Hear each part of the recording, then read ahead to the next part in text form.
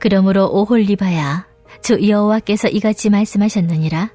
나는 내가 사랑하다가 싫어하던 자들을 충동하여 그들이 사방에서 와서 너를 치게 하리니 그들은 바벨론 사람과 갈대아 모든 무리, 부곳과 소아와 고아 사람과 또 그와 함께한 모든 아수르 사람, 곧 준수한 청년이며 다 고관과 감독이며 귀인과 유명한 자요 다 말타는 자들이라. 그들이 무기와 병거와 수레와 크고 작은 방패를 이끌고 투구쓴 군대를 거느리고 치러와서 너를 애워싸리라. 내가 재판을 그들에게 맡긴즉 그들이 그들의 법대로 너를 재판하리라. 내가 너를 향하여 질투하리니 그들이 분내어 내 코와 귀를 깎아버리고 남은 자를 칼로 엎드러뜨리며 내 자녀를 빼앗고 그 남은 자를 불에 사르며 또 내 옷을 벗기며 내 장식품을 빼앗을지라. 이와 같이 내가 내 음란과 애굽 땅에서부터 행음하던 것을 그치게 하여 너로 그들을 향하여 눈을 들지도 못하게 하며 다시는 애굽을 기억하지도 못하게 하리라. 주 여호와께서 이같이 말씀하셨느니라. 나는 내가 미워하는 자와 내 마음에 싫어하는 자의 손에 너를 붙이리니 그들이 미워하는 마음으로 내게 행하여 내 모든 수고한 것을 빼앗고 너를 벌거벗은 몸으로 두어서 내 음행에 벗은 몸 곧 내 음란하며 행음하던 것을 드러낼 것이라. 내가 이같이 당할 것은 내가 음란하게 이방을 따르고 그 우상들로 더럽혔기 때문이로다.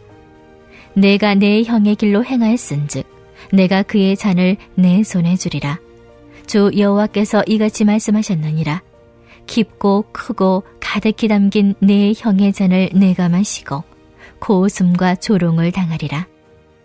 내가 내 형 사마리아의 잔 곧 놀람과 패망의 잔에 넘치게 취하고 근심할지라. 내가 그 잔을 다 기울여 마시고 그 깨어진 조각을 씹으며 내 유방을 꼬집을 것은 내가 이렇게 말하였음이라. 주 여호와의 말씀이니라. 그러므로 주 여호와께서 이같이 말씀하셨느니라. 내가 나를 잊었고 또 나를 내 등 뒤에 버렸은즉 너는 내 음란과 내 음행의 죄를 담당할지니라 하시니라. 본문 23장에는 오홀라와 오홀리바 두 여인이 등장합니다. 실제 존재했던 인물이 아니라 나라들의 빗댄 인물들로 오홀라는 북이스라엘을 빗댄 가상인물이요 오홀리바는 남유다를 빗댄 가상인물입니다. 어제 살펴본 본문에서 두 여인 중 손위인 오홀라, 즉 북이스라엘은 아수르 제국에 의해 멸망당하고 말죠. 그 원인에 대해 성경은 오홀라의 행음을 지적합니다. 하나님에게서 멀어졌을 뿐만 아니라 외도와 배신을 저질렀다 하는 거죠. 하나님을 신뢰하고 의존하는 것을 거부하고 주변 강대국들의 힘과 권력에 매혹되어 그 나라들을 더욱 의지했던 것이 멸망의 원인이라 성경은 이렇게 말씀합니다. 오홀라의 동생 오홀리바 역시 같은 길을 걸어갑니다. 오홀리바 즉 남유다 역시 하나님을 찾기보다는 강대국들과 유착 관계를 맺으며 이들을 통해 나라의 안전과 번영을 보장받기를 원하는 모습을 보이죠. 오홀리바는 오홀라의 최후를 지켜보았음에도 불구하고 여기에서 아무런 교훈을 얻지 못한 겁니다. 그러니 형 오홀라가 행한 같은 실수와 그릇된 판단을 행한 것 아니겠습니까? 그렇다면 오홀리바에게 주어지게 될 상황은 불보듯 뻔하죠. 오홀리바, 즉 남유다 역시 하나님의 심판을 경험하게 될 것입니다. 하나님의 심판이 남유다에게도 임하게 되리라는 메시지, 그 메시지를 담고 있는 본문이 오늘 우리가 살펴보고자 하는 본문입니다. 오늘 본문 22절 이 말씀을 저와 여러분이 함께 읽도록 하겠습니다. 그러므로 오홀리바야 주 여호와께서 이같이 말씀하셨느니라. 나는 내가 사랑하다가 싫어하던 자들을 충동하여 그들이 사방에서 와서 너를 치게 하리니. 아멘. 하나님께서 남유다를 어떻게 심판하신다라고 말씀하십니까? 남유다가 그토록 의존했던 주변 나라들이 사방에서 와서 치리라 말씀하시죠. 본문 25절과 26절의 말씀도 함께 읽도록 하겠습니다. 내가 너를 향하여 질투하리니 그들이 분내어 내 코와 귀를 깎아버리고 남은 자를 칼로 엎드러뜨리며 내 자녀를 빼앗고 그 남은 자를 불에 사르며 또 내 옷을 벗기며 내 장식품을 빼앗을지라. 아멘. 남유다가 어떤 일을 당하게 될지에 관한 내용이 두 구절에 기록되어 있지요. 온갖 수치를 당하며 죽임을 당하며 빼앗김을 당하게 되리라 하는 거죠. 여기서 우리가 한 가지 질문을 던지지 않을 수가 없습니다. 왜 남유다는 북이스라엘에 이어서 하나님의 심판을 받게 되었나 하는 것입니다. 그 원인을 짐작하게 하는 표현들이 눈에 띕니다. 먼저는 27절입니다. 내가 뇌 음란과 행음하던 것을 그치게 하여. 또 29절입니다. 뇌 음란하며 행음하던 것을 드러낼 것이라. 남유다가 하나님의 심판을 받게 된 이유 무엇입니까? 음란하며 행음을 했기 때문이라는 거죠. 음란과 행음. 성적으로 문란한 모습을 보였다는 걸까요? 문자적으로 이해하자면 그렇겠지만 북이스라엘과 남유다를 오홀라와 오홀리바에 빗댄 것처럼 음란과 행음 역시 비유입니다. 하나님 앞에 행한 죄악을 빗댄 표현이다라는 거죠. 본문 30절에 음란과 행음이 내포한 정확한 의미가 드러나 있습니다. 30절의 말씀 저와 여러분이 함께 읽도록 하겠습니다. 내가 이같이 당할 것은 내가 음란하게 이방을 따르고 그 우상들로 더럽혔기 때문이로다. 아멘. 내가 이같이 당할 것은 무엇 때문이라 이렇게 말씀하고 있습니까? 내가 이방을 따르고 그 우상들을 섬겨 더럽혀졌기 때문이라 이렇게 말씀하지요. 말하자면 음란과 행음이란 이런 겁니다. 사람이 되었든 재물이 되었든 그것이 무엇이 되었든지 간에 그것을 하나님보다 더 소중히 여기는 것. 이것이 본문에서 말하는 음란과 행음이 내포하고 있는 죄인 겁니다. 이 음란과 행음의 죄를 행했던 성경 속 대표적인 인물이 엘리 제사장입니다. 그에게는 홈리와 비느하스라는 두 아들이 있었는데 이 두 아들로 말할 것 같으면 둘째가라면 서러울 망나니들입니다. 이들은 제사를 멸시하고 성물을 함부로 취했으며 제사장으로서의 권위를 악용하여 성막에서 수종드는 여인들을 희롱하는 등 하나님 앞에서 수많은 악행을 저지르죠. 더욱이 성경에는 이들은 행실이 나빴고 하나님을 알지 못했다 기록하고 있습니다. 무슨 말이겠습니까? 하나님을 두려워하지 않았다라는 거죠. 다시 말해 이들은 자신들의 행동에 전혀 거리낌이 없었다라는 겁니다. 왜이겠습니까? 누구도 자신들을 제지하지 않았거든요. 결정적으로 아버지인 엘리 제사장조차 행실을 나무라지 않았습니다. 죄를 범해도 아버지는 이것을 방관하거나 엄히 징계하지 않았죠. 그만큼 홈리와 비느하스가 하나님 앞에 패역한 이 영적 망나니가 된 것은 그들의 든든한 뒷배가 되어진 누구 때문이라 볼 수 있겠습니까? 아버지 엘리 제사장 때문이죠. 그의 영적 둔감함이 자식들을 망쳐놓은 것입니다. 이를 통해 알 수 있는 사실이 있죠. 가정 안에서의 신앙교육이 제대로 이루어지지 않으면 그 집안 자녀들은 하나님을 경외할 줄 모르는 인생을 살게 된다라는 것입니다. 다른 그 무엇보다 하나님을 경외하는 삶을 사는 것이 가장 중요한 것임을 삶의 가장 최우선 순위가 되어야 한다는 것을 어릴 적부터 가르쳐야 했는데 엘리 제사장은 이를 간과했고 안일하게 대처했다는 겁니다. 결국 이것이 계기가 되어서 그의 집안이 몰락하게 된 것 아니겠습니까? 자, 그럼 엘리 제사장에 이어서 또 한 사람을 소개해 드립니다. 그의 이름은 조지 베벌리 쉐어. 캐나다 윈체스터에서 목회자의 아들로 감리교 목회자의 아들로 태어난 그는 어릴 적부터 음악적으로 뛰어난 재능을 가지고 있었고 그래서 어릴 적부터 교회에서 찬양대원으로 활동하며 자랐습니다.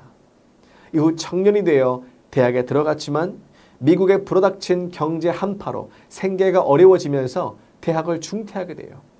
그러면서 보험회사에 입사해서 생활하던 중에 라디오 공개방송에서 출연하여 1,500여 명의 그 방청객들 앞에서 노래를 부를 기회를 얻게 됩니다.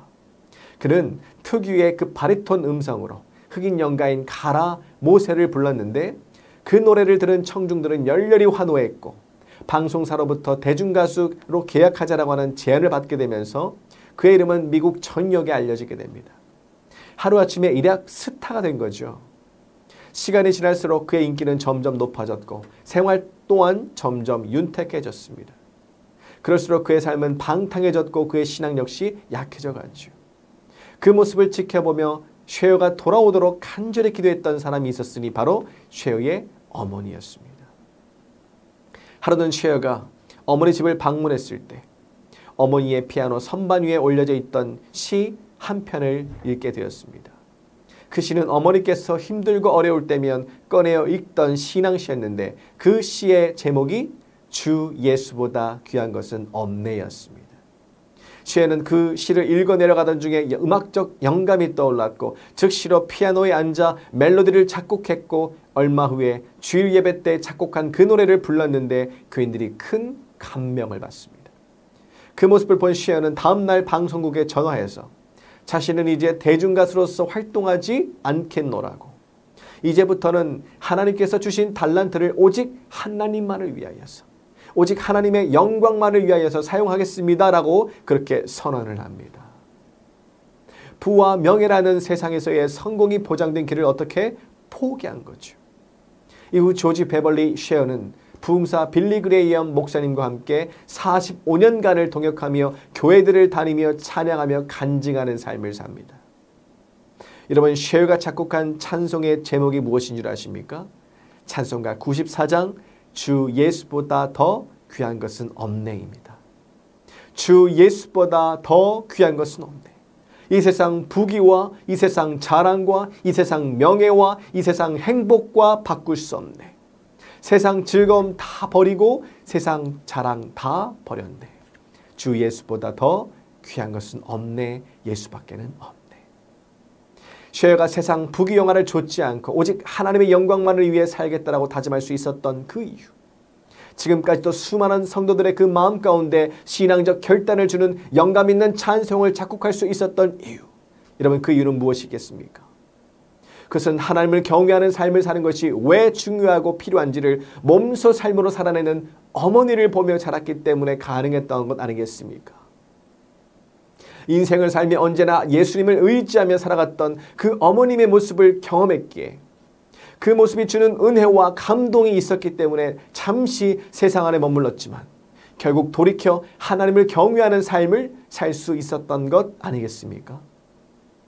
또 한 부부를 소개해 드립니다.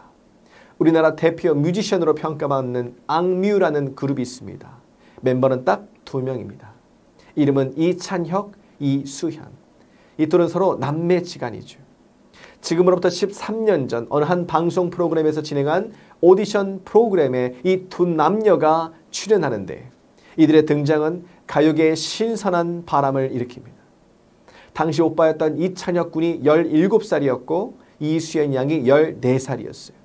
당시 오디션 심사를 했던 뮤지션들은요, 큰 충격에 휩싸이게 됩니다.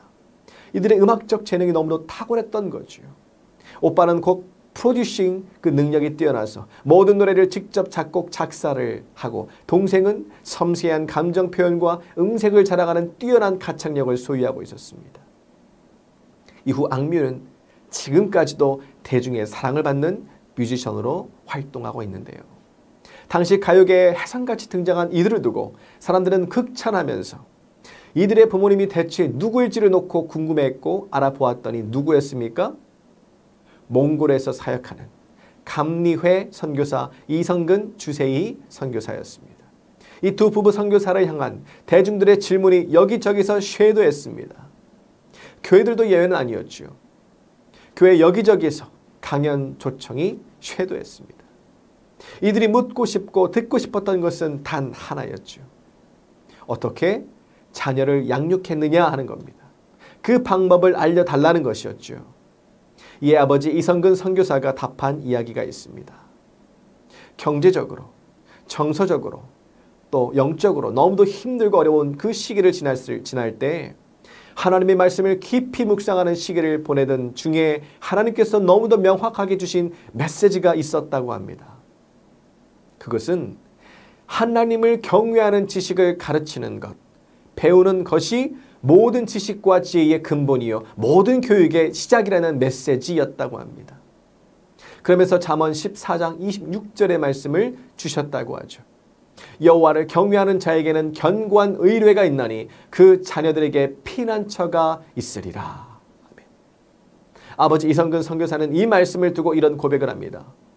부모가 먼저 하나님을 경외함으로 부모가 먼저 신앙 성장을 경험해야 하고 그럴 때 그 자녀는 부모의 모습을 보며 하나님을 피난처로 삼는다라는 것입니다.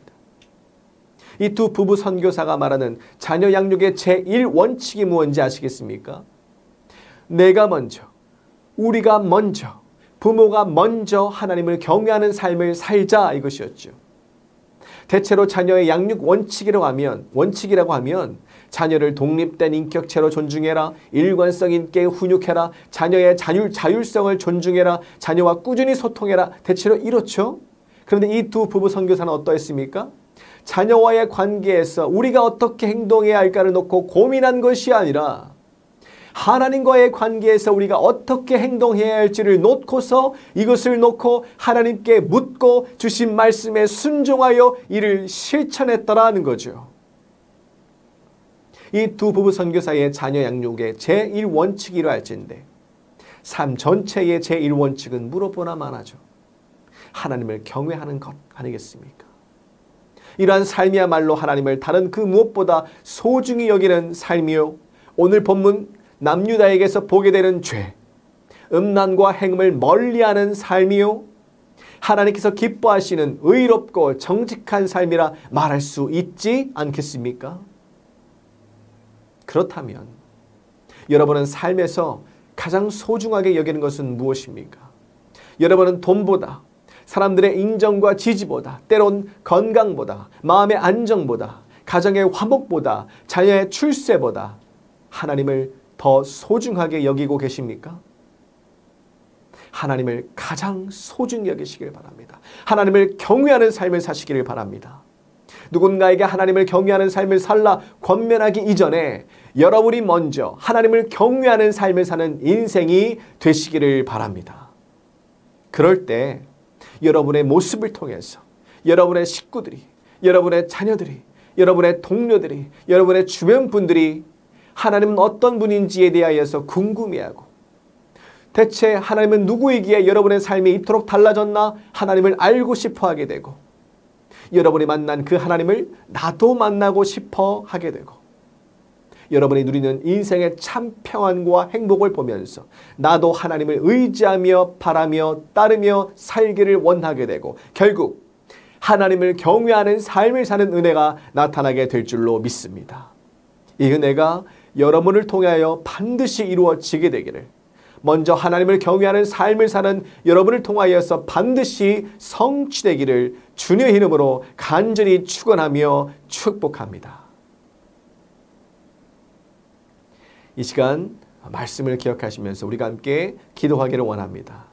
먼저는 내가 먼저 하나님을 경외하는 삶을 살게 붙드시고 인도해 주셔서 나를 통해 주변 사람들이 하나님께로 돌아오고 하나님을 경외하는 삶을 살게 해달라고 기도하겠습니다. 두 번째로 후반기 신앙의 여정도 신실함과 진실함으로 감당하게 하셔서 신앙의 풍성한 서출을 거둬가게 하옵소서. 세 번째로 새성전 건축에 필요한 것들을 채우시고 공급해 주셔서 모든 일정을 막힘없이 순조롭게 진행되게 인도하여 달라고 이 시간이 세 가지의 기도 제목을 붙잡고 주의 이름 한번 부르시고 합심을 함께 기도하겠습니다.